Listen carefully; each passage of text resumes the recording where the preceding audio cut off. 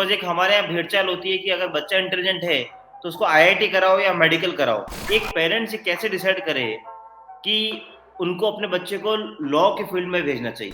मेरे ख्याल से अच्छे वकील बनने के लिए वही चीज़ें चाहिए जो एक अच्छा इंसान बनने के लिए चाहिए। आपको क्या लगता है कि सर होम टाउन वर्सेस जो कॉर्पोरेट हब हैं लाइक दिल्ली, मुंबई, फ़र्क पड़ता है यहाँ के लॉ कॉलेज में जाने से या नहीं पड़ता है? किसी एक प्रसिद्ध शायर ने कहा कि हाथों की लकीरों पे ना जा, हाथों की लकीरों पे ना जा, नसीब उनके भी होते हैं जिनके हाथ नहीं होते। तो आपके चैनल को मैं फिर से एक बार कांग्रेचुलेट करूँगा कि आपने भी कोरोना में शुरू किया और बहुत अच्छे ढंग से आप लीगल अवेयरनेस प्रमोट कर रहे हैं, हमारे लिए आप इंस्पिरेशन हैं। थ्री इडियट्स मूवी का एक बड़ा फेमस डायलॉग है, लड़की हुई तो डॉक्टर और लड़का हुआ तो इंजीनियर। दोस्तों, आज भी जब से बच्चा पैदा होता है तो उसके पेरेंट्स सोच लेते हैं कि हमें इसको क्या कराना है, और जब वो बच्चा 10th पास कर जाता है तो बच्चे पे बड़ा फोकस किया जाता है, बच्चे पे बड़ा प्रेशर बनाया जाता है कि तेरे को यही करना है और कुछ भी दूसरा नहीं करना। आज भी इस देश में लॉ को इतनी प्रायोरिटी नहीं मिलती जितना कि इंजीनियरिंग या सीए या डॉक्टर्स को मिलती है।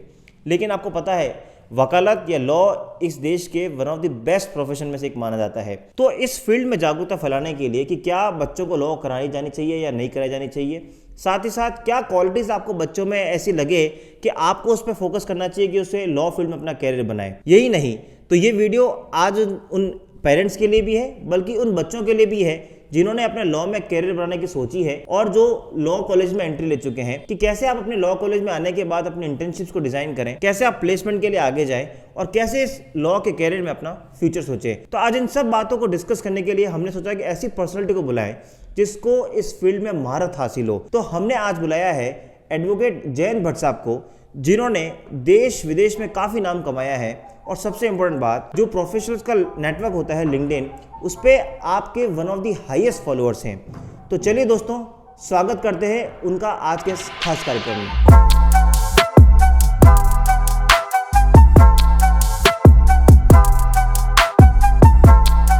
लॉयर हो, बिजनेस फाउंडर्स हो, एंटरप्रेन्योर्स हो, एचआर हो, आप चाहे किसी भी फील्ड में हो, सबसे बड़ी समस्या होती है एग्रीमेंट को ड्राफ्ट करना और उसको एग्जीक्यूट करना। तो दोस्तों, उन सब का एक सॉल्यूशन है लॉयर इन बॉक्स, एक ऐसा टूल, एक ऐसा कोर्स जिसमें आपको मिलते हैं 6000 से ज़्यादा वर्ड और पीडीएफ फॉर्मेट में डॉक्यूमेंट्स, जिनको आप डाउनलोड कर सकते हैं और अपनी नीड के अकॉर्डिंग उसको फिल करके अपने काम को एग्जीक्यूट कर सकते हैं। तो नीचे दिए गए लिंक पे क्लिक करें और इस कोर्स को आज की आज सब्सक्राइब करें। नमस्कार जैन सर, बहुत बहुत स्वागत है आपका आज के हमारे इस खास कार्यक्रम में। बहुत बहुत धन्यवाद कि आपने हमें आज समय दिया और इतने इम्पोर्टेंट टॉपिक पे, क्योंकि आज से कुछ साल पहले जब मैं इस फील्ड में आने वाला था तो मेरे दिमाग में भी एक ही बात थी कि जब मैं 10th के अंदर मेरिट में आया तो मेरे को ये सोचना था कि क्या मैं लॉ चूज करूं या इंजीनियरिंग में जाऊं। बिकॉज एक हमारे यहाँ भेड़-चाल होती है कि अगर बच्चा इंटेलिजेंट है तो उसको आईआईटी कराओ या मेडिकल कराओ, और हमारे यहाँ इंजीनियरिंग में नहीं बोलते, सीधा बोलते हैं आईआईटी करवाओ।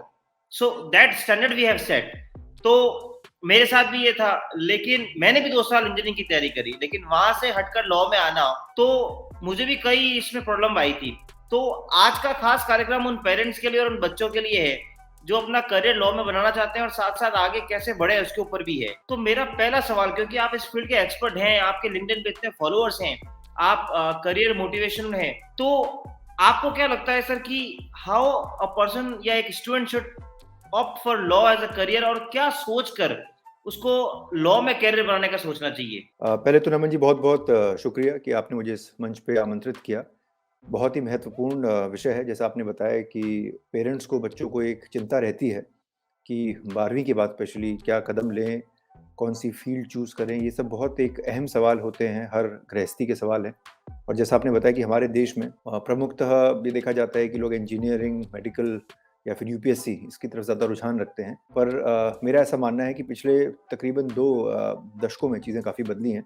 मैं जब लॉ स्कूल गया, 2002 की बात है ये, जब मैंने दाखिला लिया वहाँ पे, तो उस वक्त हमारे हिंदुस्तान में चीज़ें बहुत तेज़ी से बदल रही थी। लोगों की जागरूकता बढ़ रही थी कानून के विषय की तरफ, क्योंकि अभी भी हमारे देश में 2 किस्म के कोर्सेज़ दिए जाते हैं, जैसा कि आपको पता है। 3 ईयर कोर्स दिया जाता है और 5 ईयर का कोर्स दिया जाता है। और उस टाइम जब मैंने 2002 में दाखिला लिया तो हमारे देश में मेरे ख्याल से गिनती के 7 या 8 शायद ऐसे कॉलेज थे जो कि 5 ईयर का लॉ स्कूल कोर्स ऑफर कर रहे थे। और धीरे-धीरे मैं 2007 में आई ग्रेजुएटेड, आज 2022 में कदम रखने वाले हैं। और इन तकरीबन 14-15 सालों में हमारे देश ने, लॉ स्कूल्स ने काफ़ी प्रोग्रेस की है, उन्नति की है। और इसी के साथ जो एक जागरूकता होनी चाहिए कानून के क्षेत्र में, कि कानून को भी एक वोकेशन की तरह देखा जाता है ट्वेल्थ की बाद ग्रेजुएशन के लिए जो इसके कॉम्पिटिटिव एग्जाम्स होते हैं, आपने खुद क्लैट दिया होगा या आपने अपना नेशनल लॉ स्कूल का एग्ज़ाम जो दिया होगा, ऐसे बहुत सारे हमारे देश के अलग अलग स्तरों पे एग्ज़ाम रखे जाते हैं। तो उस एग्ज़ाम में बच्चे उसी मेहनत से और उसी शिद्दत से आजकल तैयारी करते हैं जितनी तैयारी वो अपने मेडिकल या इंजीनियरिंग के लिए करेंगे। जहाँ तक करियर का सवाल है, जैसे-जैसे इस प्रोग्राम में आप हम पे प्रश्न दागते रहेंगे, हम उसके जवाब देने की चेष्टा करेंगे और ये कोशिश करेंगे कि जितने जो लोगों के जितने क्वेश्चंस हैं, जितने सवाल बच्चों के, उनके फादर-मदर के मस्तिष्क में कौंधते हैं, उसका हम सटीक तरीके से जवाब देने की आज कोशिश करेंगे। और जैसे कि मैंने कहा कि इस मंच के ज़रिए आप बहुत लीगल अवेयरनेस फैला रहे हैं देश में, तो उसका भी मैं आपको बधाई का देना चाहूँगा। सर, जैसा कि आपने बताया कि लॉ एज अ कैरियर एक बहुत इंपॉर्टेंट टॉपिक है जिसको पेरेंट्स को बहुत पहले सोच लेना चाहिए। लेकिन सबसे बड़ी दिक्कत ये आती है कि एक पेरेंट्स ये कैसे डिसाइड करे कि उनको अपने बच्चे को लॉ के फील्ड में भेजना चाहिए। क्या पैकेज एक क्राइटेरिया होता है या उसकी कुछ ऐसी कैरेक्टरिस्टिक्स होती है? बिकॉज़ आपने इस फील्ड में काफ़ी काम किया है, आपने ड्यूल डिग्री ली है, एलएलएम किया है, तो आप हमें बता सकते हैं कि एक पेरेंट्स को क्या सोचना चाहिए या एक बच्चे को खुद को कैसे सेल्फ एनालिसिस करना चाहिए कि I can be a good lawyer? What are those qualities जो एक स्टूडेंट में हो तो वो सोचे? वो अगर आप बता सकें। जी देखिए, मैं समझता हूँ कि लॉ एक ऐसा क्षेत्र है जहाँ पे हर स्ट्रीम का इंसान प्रैक्टिस करता है। यहाँ पे हमारे कई वकील मित्र हैं, कई वरिष्ठ अधिवक्ता हैं जिनसे हम सरोकार रखते हैं, जिन्होंने साइंस के क्षेत्र से भी कानून की विद्या अर्जित की, जिन्होंने कॉमर्स ह्यूमैनिटीज़ करने के बाद भी law as a career pursue किया। तो मैं नहीं समझता कि कोई एक ऐसी श्रृंखला है किसी भी बच्चे की, जब वो अपने 11th या 12th में कोई कोर्स चूज़ करता है कि वो लॉ नहीं कर सकता। बाकायदा मैं आपको बता दूँ कि जब मैं 11th में था तो मैंने साइंस चूज़ की and I was not very great in science, but I was good in languages. तो मुझे ऐसा लगता था कि शायद जो एक भाषा का क्षेत्र है, जो एक कॉमन सेंस लॉजिक का क्षेत्र है, जो साइंस में भी कई दफ़ा आपको अप्लाई करनी पड़ती है, चाहे आप मैथमेटिक्स करें, चाहे आप फॉर्मूला इक्वेशन में जाएँ, तो लॉ भी लॉजिक और कॉमन सेंस पे बहुत निर्भर करता है। ह्यूमन साइकी पे, साइकोलॉजी पे, दूसरों की अंडरस्टैंडिंग पे और समाज की अंडरस्टैंडिंग पे काफ़ी हद तक कानून का हर क्षेत्र में प्रभाव रहता है, तो हम जानते ही हैं। मैं समझता हूँ कि जो आज की पीढ़ी है, वो अपने आप में एक बहुत ही समझदार पीढ़ी है, जो सूचना प्रौद्योगिकी की क्रांति हमारे देश में आई है। इस क्रांति के चलते आजकल इतने सारे प्लेटफ़ॉर्म्स आ गए हैं, ऑनलाइन, ऑफ़लाइन, जहाँ पे बच्चे, पेरेंट्स, उनके साथी, उनके मित्र कई तरह की क्वेरीज़ डालते हैं, वो क्लियर हो जाती हैं। जैसा कि आपने बताया कि लिंक्डइन पे हमारे काफ़ी कनेक्शंस हैं, जिनसे हम जुड़ते हैं, जिनके साथ हम कई अपने सवाल-जवाब साझा करते हैं। ऐसे ही चाहे इंस्टाग्राम हो, वहाँ पे कई वकील हमारे मित्र हैं जो बहुत एक्टिव हैं। ऐसी बड़ी सारी वेबसाइट्स हैं, ब्लॉग्स हैं। तो मैं समझता हूँ कि जो एक जड़ चेतना हमारे क्षेत्र में आनी थी कानून के विषय को लेके, वो आ चुकी है। और ऐसी जैसे आपका खुद का एक यूट्यूब चैनल है जहाँ से आप इतनी लीगल अवेयरनेस लोगों में जागृत करते हैं। तो आजकल बच्चों को गूगल की तरह यूट्यूब में टाइप करना होता है कि लॉ एज़ अ करियर और how to go about law. तो जब आप ये सवाल टाइप करते हैं तो उसके जवाब फटाफट वीडियो फॉर्मेट में आ जाते हैं, जहाँ पे लोग ऐसे साक्षात्कार देख सकते हैं, उससे ज्ञान ले सकते हैं। तो मैं समझता हूँ कि पेरेंट्स को ज़्यादा चिंता करने की आवश्यकता नहीं है, पर उनको अपने बच्चों को जो एक सही मार्गदर्शन होता है, उसको वो भी ज़रूर दिखाएँ। आपके चैनल के माध्यम से या किसी और चैनल के माध्यम से ज़रूर पहुँचें जनता तक, ताकि दूर-दूर तक लोग ये समझ सकें कि देखिए लॉ जो है, वो उतना ही एक कीमती प्रोफ़ेशन है जितना कि एक इंजीनियरिंग हो या ब्यूरोक्रेसी हो या गवर्नेंस हो। और समाज के आप हित में यहाँ पे काम करते हैं। वकालत के क्षेत्र में कई चीज़ें हैं जिसको आप एग्ज़ीक्यूट कर सकते हैं। जैसे कि आपको भी पता है कि आप एज़ अ लिटिगेटिंग लॉयर जा सकते हैं, आप एज़ अ कॉर्पोरेट लॉयर काम कर सकते हैं, आप गवर्नमेंट में लैंप स्कॉलरशिप ले सकते हैं, आप इन हाउस काउंसिल बन सकते हैं। तो जैसे अंग्रेज़ी में कहावत है, स्काई इज़ द लिमिट। इसकी कोई मतलब गगनचुंबी है ये चीज़ें, अगर आप कानून के क्षेत्र में करें। पर इसका कोई शॉर्टकट नहीं है, जो आपको भी पता है। हमारा जो कानून का क्षेत्र है, एक ऐसा है ये विधि का जो हम क्षेत्र कहते हैं इसको, जहाँ पे मेहनत बहुत लगती है। तो अगर बच्चे सोचें कि 2-4 साल में आप सुपरस्टार बन जाएँ या आपकी कोई चीज़ वायरल हो जाए, तो ऐसा थोड़ा-सा मुश्किल है। मेहनत लगती है, समय लगता है। ये एक मैराथन रेस है, क्योंकि कहते हैं कि वकीलों का जो पीक होता है, 50-60 साल में आके शुरू होता है। तो तब तक थोड़ा-सा आपको अपने ऊपर सब्र कसना पड़ेगा। बिल्कुल सर, मैं इस क्वेश्चन को वापस इस तरीके से पूछना चाहूँगा कि जहाँ बात होती है पेरेंट्स की, तो एक दिक्कत आती है कि वो कैसे चूज़ करेंगे कि मैं अपने बच्चे को लॉ फील्ड में भेजूँ, नहीं भेजूँ। बिकॉज़ मैं जी। आपको जैसे मेरा एग्ज़ाम्पल बताऊँ, मेरे पेरेंट्स को ऐसा लगता था कि मैं बहुत ज़्यादा बोलता हूँ और मैं चुप नहीं रह सकता। तो वो कहते थे कि एक ही ऐसा प्रोफ़ेशन है जहाँ बोलने के पैसे मिलते हैं, वो है वकालत। जी। तो ऐसी क्या कैरेक्टरिस्टिक्स आपको लगती है एक बच्चे में अगर है, तो आपको लगता है कि वो उसको लॉ का डेफ़िनेटली सोचना चाहिए? वो क्या आपको लगता है सर? रमन जी, देखिए बड़ा अच्छा सवाल आपने किया। मैं नहीं समझता कि अगर आप बातूनी प्रवृत्ति के हैं या झगड़ालू प्रवृत्ति के हैं या घर में दो दो हाथ कर लेते हैं या 36 का आंकड़ा रख लेते हैं लोगों से, तो आप एक अच्छे वकील बन सकते हैं। मेरे ख्याल से अच्छे वकील बनने के लिए वही चीजें चाहिए जो एक अच्छा इंसान बनने के लिए चाहिए। जैसा मैंने कहा कि एग्जैक्टली। समाज की समझ, लोगों की समझ, अपने इर्द गिर्द आपकी क्या चीजें हो रही हैं, अगर आपको कहीं अन्याय होते हुए दिखता है, आप जिस भी शहर में हो, जिले में हो, कस्बे में हो, अगर ऐसा आपको लगता है कि वहाँ कहीं अन्याय हो रहा है या लोगों की जैसे नौकरी छीनी जाती है, या कई बार मान लीजिए सरकारें होती हैं जो कि एडवर्टाइजमेंट देके उसमें दोगलापन कर देती हैं। हम आजकल देखते हैं कि कितने बिल्डर फ्रॉड चल रहे हैं देश में। लोगों की खून पसीने की कमाई, जो लोग अपनी जमा पूंजी अर्जित करते हैं, कई बार बिल्डर्स प्रॉमिस करके टाइम पे डिलीवरी नहीं देते। अगर डिलीवरी दे रहे हैं तो क्वालिटी में कॉम्प्रोमाइज़ कर रहे हैं, तो कहीं न कहीं हम 420 उसमें होते हुए देखते हैं। तो हर बच्चा या हर पेरेंट जो समझता है कि उनको अपने बच्चे को कानून के क्षेत्र में भेजना है, तो वो इसलिए भेजें ताकि वो अन्याय का सामना करके लोगों को न्याय दिला सके। मेरे ख्याल से ये एक सबसे सरल परिभाषा होगी कानून के क्षेत्र में आने की। क्योंकि कोई भी इंसान जब त्रस्त होता है, जब मुश्किल में होता है, मुसीबत में होता है, तो ही वो किसी वकील या किसी डॉक्टर के पास जाता है।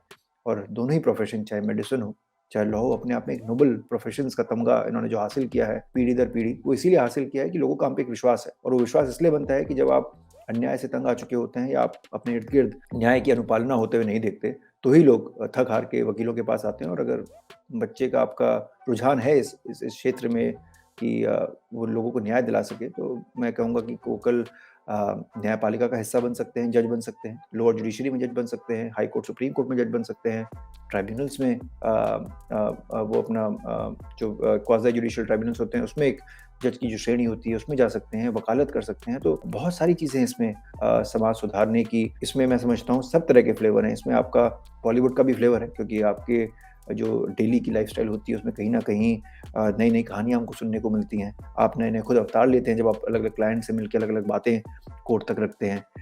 इसमें एकदम उतार-चढ़ाव भी है। इसमें जो यूपीएससी की या पुलिस की परिभाषा है, तो आपके पास भी वो पावर है जो आप कोर्ट में जाके एक्सरसाइज़ करते हैं। आप वाक चातुर्य हैं कि नहीं? आपकी डायलॉग डिलीवरी कैसी है? आप कितनी अच्छी तरीके से केस की कहानियाँ लोगों तक रख सकते हैं। तो ये जो सारी जो चीज़ें हैं, और मेरे एक बहुत प्रिय मित्र हैं जिन्होंने मुझे कहा कि वकालत 3 चीज़ों से आपको 3 वजह से करनी चाहिए। एक होता है शौक, एक होता है दबंगई, और एक होता है पैसा, या फिर ऑल ऑफ द अबव। तो अगर इनमें से आपको कोई भी चीज़ रिझाती है, तो आप ज़रूर कानून की तरफ अग्रसर हों और इस को खुले मस्तिष्क से आप इसको अपनाएँ। बिल्कुल सही कहा आपने। जैसे ये सारी क्वालिटीज़ एक लॉयर में होनी चाहिए। लेकिन एक बहुत बड़ी दिक्कत हो जाती है स्टूडेंट के लिए जब वो एक लॉ एंट्रेंस की तैयारी करता है। तो एक जो डिबेट पूरे इस कंट्री में चलती है एनएलयू वर्सेस नॉन एनएलयू। जब मैं प्रिपरेशन कर रहा था तो मुझे भी बहुत एक प्रेशर था कि यार एनएलयू में होगा तो शायद आपको कुछ मिलेगा। लेकिन over the time although I was in NLU, लेकिन जब मैं समय के साथ आगे बढ़ा, मैं प्रैक्टिस में आया, तो मुझे ऐसा पर्सनल लगा कि इतना कोई फ़र्क नहीं पड़ता आप यू आर फ्रॉम एनएलयू और non NLU. It all depends who you are और आप कैसे परफॉर्म कर रहे हो। तो जी। आपका क्या इस पे पॉइंट ऑफ व्यू कि क्या डिफरेंस है एनएलयू नॉन एनएलयू में, not only as educational level पे बल्कि उसका प्लेसमेंट भी फर्क पड़ता है या प्रैक्टिस में कुछ फर्क पड़ता है? इस पे क्या व्यू है सर आपका?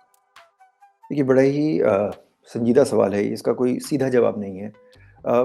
एनएलयू, नॉन एनएलयू से पहले मैं आईआईटी और आईआईएम्स की बात छेड़ना चाहता हूँ, क्योंकि आप ये देखिए कि आईआईटी और आईआईएम हमारे देश में सबसे पुराने एजुकेशन और मैनेजमेंट के गवर्नमेंट स्थापित इंस्टीट्यूशंस हैं, जिन्होंने वाक़ई में बहुत ही अच्छा किया है, जिनके अलुमनाई ने देश ही में नहीं, दुनिया भर में अपना नाम कमाया है। और उसी के चलते जब सबसे पहला नेशनल स्कूल हमारे देश में खुला 1988 में बैंगलोर शहर में, उसी के बाद ये उसके 10-15 साल के बाद सारे ही जो नेशनल स्कूल्स के मॉडल हैं, हमारे देश में रेप्लिकेट होने लगे।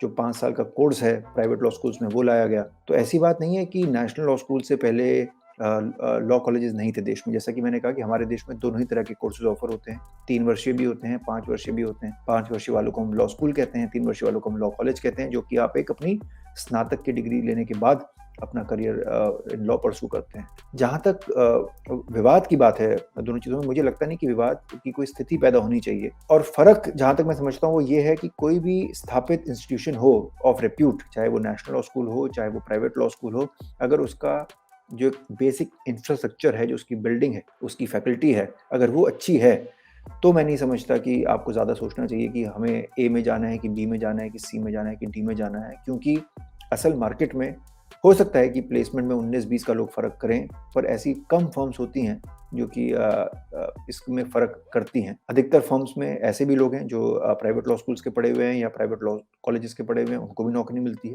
वो लोग भी पार्टनर्स बनते हैं, वो लोग भी जजेस बनते हैं। तो ये जो भेदभाव है, मैं समझता हूँ भेदभाव नहीं होना चाहिए। और किसी भी अच्छे कॉलेज की या किसी भी अच्छे इंस्टीट्यूशन की एक जो परिभाषा होती है कि वो कितनी बढ़िया तरीके से अपने स्टूडेंट्स का मार्गदर्शन करता है, उनको एक अच्छी फैकल्टी प्रोवाइड करता है और उनको एक प्रोबेबल प्लेसमेंट जो कि होता है उसकी अपॉर्चुनिटी प्रोवाइड करता है। ये मैं समझता हूँ कि पेरेंट्स को और स्टूडेंट्स को मद्देनज़र रखना चाहिए जब भी वो किसी लॉ स्कूल की वेबसाइट को उसका मूल्यांकन कर रहे हों, उसका सर्वे कर रहे हों। अपने आसपास के लोगों से जो ऑलरेडी उन कॉलेजेस में पढ़ रहे हैं उनसे एक बार फ़ोन पे बात करें, क्योंकि देखिए हर 2 या 4 या 5 साल में हर कॉलेज की रैंकिंग बदलती है, हर कॉलेज की फैकल्टी चेंज होती है, हर कॉलेज के सर्कमस्टांसेस चेंज होते हैं। तो मैं समझता हूँ कि एक ऑनगोइंग प्रोसेस है, जहाँ पे कोई भी सीधा या सरल इसका जवाब नहीं है। लेकिन हैविंग सेड दैट मैं एक चीज़ और स्पष्टीकरण करना चाहूँगा कि हमारे देश में प्राइवेट और नेशनल दोनों ही लॉ स्कूल जो टॉप लेवल पे हैं, दोनों ही अच्छा कर रहे हैं। तो आप ज़रा भी ना हिचकिचाएँ कि अगर आपका बच्चा सरकारी या नेशनल लॉ स्कूल में नहीं जा रहा तो उसको क्षति हो रही है, उसका करियर पीछे जा रहा है, ऐसा कोई नहीं है। हमारे देश में उतने ही अच्छे प्राइवेट लॉ स्कूल्स भी हैं, both at 3 year law school level, 5 year law school level, जो उतनी ही अच्छी एजुकेशन प्रोवाइड कर रहे हैं और लोगों को सशक्त बना रहे हैं कानून के क्षेत्र में आगे बढ़ने के लिए। नहीं, बिल्कुल, बात तो आपकी एकदम सही है कि इतना कोई फ़र्क नहीं पड़ता है, लेकिन एक सर सवाल और उठ जाता है जब हम आगे बढ़ते हैं। पेरेंट्स का ये सोचना होता है कि बच्चे को अपने होम टाउन में रखें। जैसे मेरी जी, मम्मी कहती थी कि जोधपुर में पैदा हुआ है, जोधपुर में पढ़ाई की है, तो जोधपुर में रह ले। क्या करेगा दिल्ली जाके? मेरा ये मानना था कि दिल्ली में जाऊँगा, बड़ा एक्सपोज़र मिलेगा, एक अलग सुप्रीम कोर्ट के पास में रहूँगा तो शायद ज़्यादा कुछ फ़ायदा मिलेगा। चलो मैं तो लड़का था, लेकिन आज भी इस देश की संस्कृति और परिस्थितियों में आज भी हमारे यहाँ के पेरेंट्स सोचते हैं कि अगर लड़की है तो शायद उसको ज़्यादा दूर ना भेजें, अपने नज़दीक रखें, पास में रखें। आज भी कहीं न कहीं हमारे समाज में ये बात है। जी। आपको क्या लगता है कि सर होम टाउन वर्सेस जो कॉर्पोरेट हब हैं लाइक दिल्ली, मुंबई, फ़र्क पड़ता है यहाँ के लॉ कॉलेज में जाने से या नहीं पड़ता है? देखिए नमन जी, जैसे मैंने कहा कि हर क्षेत्र में हम सिर्फ कानून के क्षेत्र को न सीमित करें, जहाँ पे भी हमने महिलाओं का सशक्तिकरण होते हुए देखा है, हाल फिलहाल में आपने खबरों में देखा होगा सुप्रीम कोर्ट ने किस तरह आर्मी में फोर्सेस में भी महिलाओं के लिए जगह बनाई है, उनके उन्नति के लिए रास्ते खोले हैं। ऐसे ही देश में मैं समझता हूँ हर क्षेत्र में, चाहे कानून हो, चाहे वो अलग क्षेत्र यूपीएससी हो, जुडिशरी हो, आर्म फोर्सेस हों, कॉर्पोरेट हो, हर जगह हमने देखा है कि महिलाओं ने उन्नति की है और पुरुषों से वो कंधा से कंधा मिला के आगे बढ़ी हैं। तो ये बात तो देखिए किसी भी शहर में रहने वाले माता-पिता को पता होनी चाहिए कि जब तक आप अपने बच्चों का बेसिक लेवल पे समर्थन नहीं करेंगे, उनको एनकरेज नहीं करेंगे, तो उनका कॉन्फिडेंस डिमोलिश होता रहेगा। तो सबसे पहला कहते हैं जो प्रथम जो हम लोग का स्कूल होता है वो घर होता है, और अगर घर से जो हमारी शिक्षा है, जो हमारी संस्कृति है, उसको हम बच्चों पे तो एकदम लागू करते हैं, पर संस्कृति और शिक्षा के साथ उनको अगर हम बढ़ावा नहीं देंगे आगे बढ़ने का, तो देश को कैसे आगे बढ़ाएँगे? मुद्दा देश का बन जाता है यहाँ पे, क्योंकि जितना और यहाँ पे मैं किसी भी जेंडर स्पेसिफिक बात नहीं कर रहा, पर हर इंसान जो इस देश का सिटीज़न है, नागरिक है, देश तभी आगे बढ़ेगा जब लोग कंधे से कंधा मिला के एक साथ इस देश के रथ को कुल मिला के उसका समीकरण करके एकजुट होके उसको आगे खींचेंगे। अगर हम ये सोचें कि पार्लियामेंट में महिलाएँ नहीं होनी चाहिए, सिर्फ पुरुष होने चाहिए, या जुडिशरी में महिलाएँ नहीं होनी चाहिए, सिर्फ पुरुष होने चाहिए, या किचन में आप देखिए रसोइया अगर हम बोलें कि सिर्फ महिलाएँ हों, पुरुष ना हो, तो जितने पुरुष जो रसोइये बने हैं बड़े-बड़े होटलों में, वो कैसे खाना बनाना सीखते? तो एक दूसरे के पूरक होते हैं स्त्री और पुरुष, मेरा ऐसा मानना है। और समाज में हम जो होते हैं, एक दूसरे का विकास करने के लिए ये बहुत अनिवार्य है कि हम एक दूसरे की निंदा ना करें, हम एक दूसरे को आगे बढ़ाने के लिए एक दूसरे को कॉन्फिडेंस जो होता है, जो उसकी आभास होती है कॉन्फिडेंस का, वो पेरेंट्स से शुरू होता है, फिर आपकी फैमिली सर्कल से शुरू होता है, फिर समाज से शुरू होता है, पर समाज को बदलने के लिए पहल हमें घर से शुरू करनी चाहिए। जहाँ तक आपने बात की छोटे कोर्ट्स की, या अपने जो क्षेत्र हैं उसके बाहर बच्चों को पढ़ने भेजा जाए ना जाए, मैं कहता हूँ आप ज़रूर भेजें। ऐसे कई हमारे संस्थान हैं लॉ के क्षेत्र में जो कि एक अच्छी हॉस्टल फैसिलिटी प्रोवाइड करते हैं, एक कॉस्मोपॉलिटन एटमॉस्फेयर प्रोवाइड करते हैं, और मैं नहीं कहूँगा कि सच है कि हर बच्चा जो अपने घर से बाहर निकलता है बिगड़ता ही है। ऐसे बहुत बच्चे होते हैं जो देश के बाहर भी गए हैं, वहाँ पे उन्होंने सम्मान अर्जित किया है, देश के लिए बहुत काम किया है, कानून के क्षेत्र में काम किया है, अभी भी कर रहे हैं, और वहाँ से फलीभूत होके देश वापस भी आए हैं। तो आप ये ना सोचें कि अगर बच्चे को आप पंख देंगे, है ना? तो पंछी को परवाज़ कहते हैं, जो पंछी की जो उड़ान होती है, उस परवाज़ के लिए उस पंछी को आज़ाद गगन में या आज़ाद आकाश में उसका घूमना बहुत ज़रूरी है। तो मैं समझता हूँ कि किसी के पंख को आप पिंजड़े में ना बंद करें, उसके पंखों को क्लिप ना करें, डोंट क्लिप समबडीज़ विंग्स। ये बहुत ज़रूरी है, और इसी बात को एक छोटे से शेर के माध्यम से मैं आप तक रखना चाहूँगा कि किसी एक प्रसिद्ध शायर ने कहा कि हाथों की लकीरों पे ना जा, हाथों की लकीरों पे ना जा, नसीब उनके भी होते हैं जिनके हाथ नहीं होते। हाथ नहीं। बिल्कुल, बिल्कुल सही कहा सर आपने।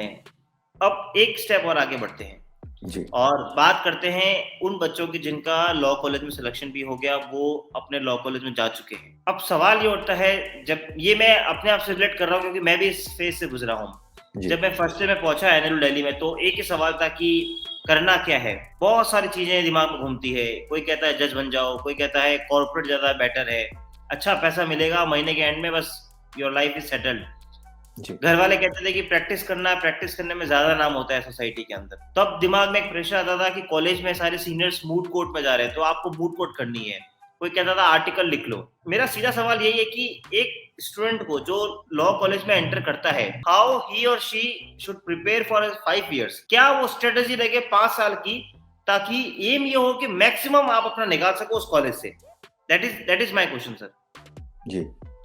तो नमन जी, देखिए इतना बढ़िया आपने सवाल किया, और पिछली बार मैंने शेर से ख़त्म किया उस जवाब को, लेकिन इसको शेर से शुरू करना चाहूँगा। गालिब साहब का एक बड़ा ही प्रसिद्ध शेर है कि एक भूल गालिब मैं ज़िंदगी भर करता रहा, एक भूल गालिब मैं ज़िंदगी भर करता रहा, धूल थी चेहरे पे और आईना साफ करता रहा।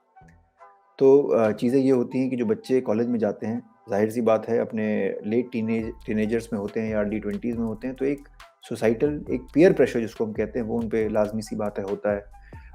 दोस्तों से जब हम जुड़ते हैं, सीनियर्स को जब हम देखते हैं, तो उनके लाइफ़स्टाइल से हम प्रभावित होते हैं। जो लोग फ्रेशली ग्रेजुएट किए हैं, उनसे हम प्रभावित होते हैं।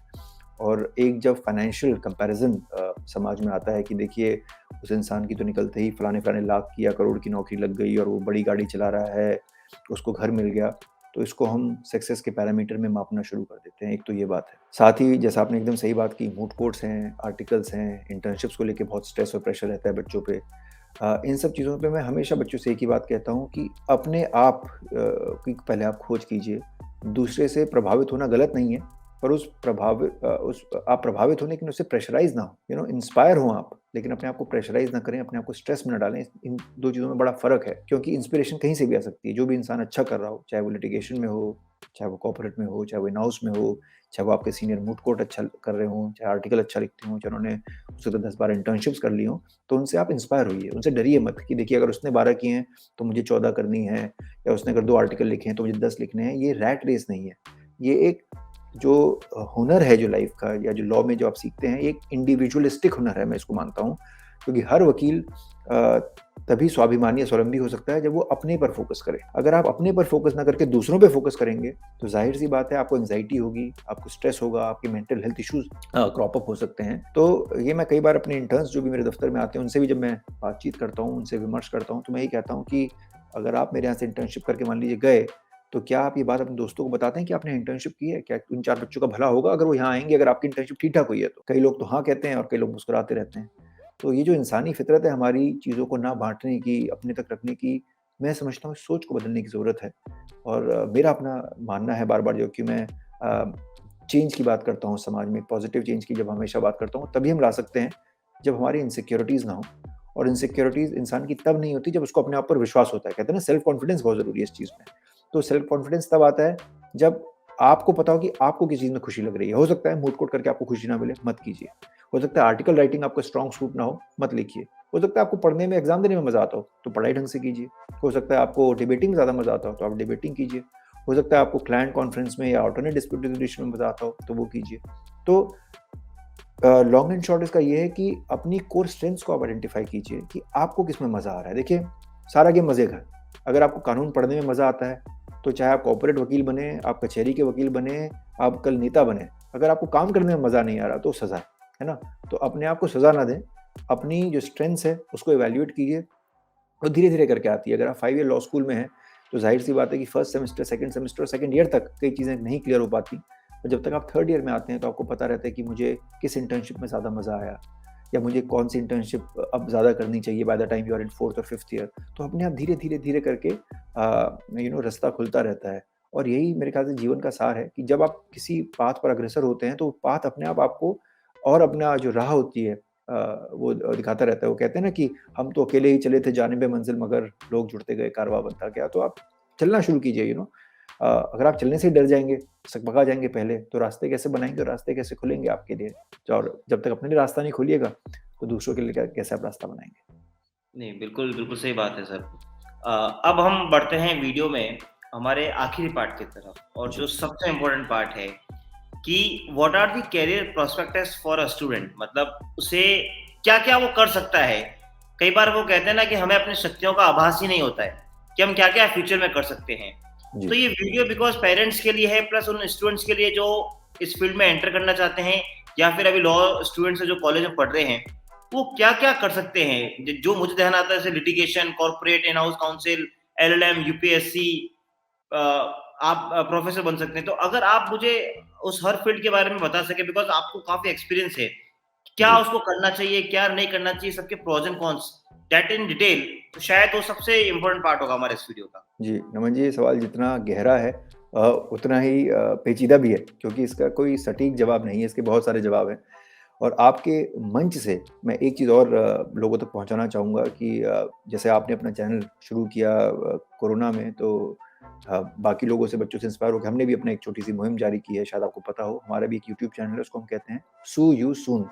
तो आपके मंच तक मैं उसको भी प्रोत्साहित करना चाहूँगा और लोगों तक उस चैनल को भी पहुँचाना चाहेंगे, क्योंकि जितने ये जो सवाल हैं बच्चों के, हमने उस चैनल के ज़रिए लोगों तक वो अवेयरनेस क्रिएट करने की कोशिश की है। इसमें मैंने एक लीगल चैट सीरीज़ चलाई, जिसमें तकरीबन मैंने 70 लोगों से विमर्श किया है, बातचीत की है, एक लीगल चैट सीरीज़ की है। इसमें हमने लीगल प्रोफ़ेसर से, लिटिगेशन काउंसिल से, सीनियर काउंसिल से, इन हाउस काउंसिल से, इंटरनेशनल लॉयर्स से, जजेस से, चाहे डिस्ट्रिक्ट के लेवल के जज रहे हों, हाई कोर्ट लेवल के रहे, उनसे हमने बातचीत की, government council, additional solicitor general से हमने बातचीत की। तो ये सारी चीज़ें हैं जो मैं समझता हूँ इन बच्चों के लिए उपलब्ध हैं आज की तारीख में। और ये पूरा जो हमने आप ही की तरह जो हमने यूट्यूब चैनल शुरू किया, उसका यही एक विषय था कि कैसे हम जागरूकता बढ़ाएँ। तो आपके इस मंच के ज़रिए और आपके इस चैनल के ज़रिए और अपने इस उत्तर के ज़रिए मैं सिर्फ़ एक विनम्र निवेदन कर सकता हूँ कि थोड़ा-सा मेहनत करें। आप लीगल चैट सीरीज़ को देखिए, हमने जो बनाई है, और उसमें आपको सारे जवाब मिल जाएँगे। तकरीबन कम से कम 1-1 घंटे के ये हमारे एपिसोड्स हमने बहुत मेहनत से बनाए हैं, ताकि जो भी बच्चा, जो भी पेरेंट्स, जिसको भी ये मंशा हो, जिसको भी शक हो कि मैं कैसे परस्यू करूँ, आगे क्या बढ़ूँ, मुझे मास्टर्स करना चाहिए कि नहीं करना चाहिए, मुझे एलएलबी के बाद क्या करना चाहिए, जुडिशरी की कैसे तैयारी करें, अगर मुझे प्रोफ़ेसरशिप करनी है तो मैं प्रोफ़ेसरशिप कैसे करूँ, मुझे लिटिगेशन में जाना है तो मैं लिटिगेशन में कैसे जाऊँ, मुझे इन हाउस काउंसिल बनना है तो इन हाउस काउंसिल कैसे बनूँ, मुझे अगर ब्यूरोक्रेट बनना है तो ब्यूरोक्रेट कैसे बनूँ। तो मैंने इन सब लोगों को एक-एक करके बहुत मेहनत से इस मंच तक लाकर चीज़ों को उजागर करने की कोशिश की है। और जैसे मैंने कहा कि इस सवाल का कोई क्योंकि सटीक जवाब नहीं है, हर एक की जो स्ट्रेंथ्स होती हैं, हर एक का जो एक आउटलुक होता है लाइफ की तरफ कि उनको लॉ के बाद क्या करना है, सबका बड़ा फ़र्क होता है। जैसे आपने बताया कि आपने नेशनल स्कूल दिल्ली से जब अपना आपने ग्रेजुएशन किया, उसके बाद अब आप जोधपुर में प्रैक्टिस कर रहे हैं, तो आप खुद देखिए कि आपकी लाइफ में कैसे बदलाव आए। मैंने जब अपना करियर शुरू किया, तो मैंने अपना करियर विदेश से शुरू किया, विदेश से आके फिर मैंने वापस अपने देश में वापसी की, यहाँ पे मैंने अपना 3-4 जगह काम किया। तो इसका कोई सीधा सरल आंसर इसलिए नहीं है, क्योंकि मैंने जैसे बताया कि हर 2 साल, 4 साल, 5 साल में जीवन बदलता है, जीवन के मायने बदलते हैं, आपके प्रोफ़ेशनल एस्पिरेशंस, एस्पेक्ट्स बदलते हैं। हो सकता है कि लॉ स्कूल के फर्स्ट ईयर में आप कॉर्पोरेट लॉयर बनना चाहते हो, और हो सकता है 5th ईयर तक आते-आते आप सोचे नहीं, मुझे कॉर्पोरेट लॉयर नहीं करना, मुझे लिटिगेशन करनी है। या हो सकता है कि आपने सोचा कि मुझे लिटिगेशन करना है, पर आते-आते आपको लगा हो नहीं, अब मुझे लॉ ही नहीं करना, मुझे एमबीए करना है। तो हर बच्चे की जो स्ट्रेंथ है, जो उसकी एक एस्पिरेशन है, जो उसके एम्बिशंस हैं, उसको निखर के सामने लाना चाहिए। और जैसा मैं हमेशा कहता हूँ, बच्चों को स्ट्रेस ना लें। तभी एक जो 5 ईयर का एक जो कोर्स बना है हमारे देश में, शायद इसीलिए इसको 5 ईयर्स में स्प्रेड किया है, ताकि हर साल आप कुछ सीखें, and at the end of it आपको ये पता होना चाहिए कि मुझे क्या नहीं करना। ये बहुत ज़रूरी है। बिल्कुल सही। जैसा कि आपने बोला कि एक बच्चे को प्री डिसाइड नहीं करना चाहिए कि मुझे क्या करना है, विद समय के साथ चीज़ें इवॉल्व होती है। और ये आपका बिल्कुल कहना सही है बिकॉज़ मैंने जितने मेरे फ्रेंड्स को देखा, वो शुरुआत से कहते हुए आ रहे थे कि हमें शायद वकालत में जाना है, लेकिन समय के साथ-साथ वो बोले कॉर्पोरेट में जाना है। और जो जी। कॉर्पोरेट में जाना चाहते थे, वो फाइनली प्रैक्टिस में आ गए। तो लॉ कॉलेज की ब्यूटी यही है कि वो 5 साल में आपको इतना प्रिपेयर कर देती है कि आप अपने माइंड को बहुत अच्छे से यूज़ कर पाते हैं कि आपको किस फील्ड में जाना है। Exactly sir. शायद मुझे लगता है कि आज हमने बहुत सारे क्वेश्चंस कवर किए हैं और मैं डेफ़िनेटली मेरे दर्शकों को बोलूँगा कि वो सी यू सून को डेफ़िनेटली सब्सक्राइब करें और वो देखें, ताकि उनको वहाँ से भी जो नॉलेज मिल सकता है मिले। तो मुझे बहुत अच्छा लगा सर आज आपसे डिस्कस करके कि हमने इतनी सारी बातें डिस्कस करी करियर अपॉर्चुनिटीज़ को लेकर। आपको हम आगे भी बुलाते रहेंगे इस प्रोग्राम के अंदर। बहुत-बहुत धन्यवाद सर कि आपने आज हमें इतना बेशकीमती समय दिया है सर। बहुत-बहुत धन्यवाद sir. Thank you Raman ji. और मैं इस मंच के ज़रिए सभी आपके दर्शकों को भी अभिवादन करना चाहता हूँ और फिर से एक बार आपका शुक्रिया करना चाहूँगा कि आपने अपना कीमती समय दिया और हमको बुलाया इस मंच तक। आशा करते हैं कि आज हमारे साक्षात्कार के ज़रिए कई लोगों के जो विचार थे, जो कौतूहल था, वो कई हद तक दूर होगा। और आपके चैनल को मैं फिर से एक बार कांग्रेचुलेट करूँगा कि आपने भी कोरोना में शुरू किया और बहुत अच्छे ढंग से आप लीगल अवेयरनेस प्रमोट कर रहे हैं। हमारे लिए आप इंस्पिरेशन हैं, लोगों के लिए आप इंस्पिरेशन हैं और चीज़ को आगे बढ़ाएँ। और ईश्वर से मेरी यही कामना है, यही प्रार्थना है कि आप सभी को, आपके परिवारजन को नए साल में स्वस्थ रखें, व्यस्त रखें, मस्त रखें। Thank you sir, thank you.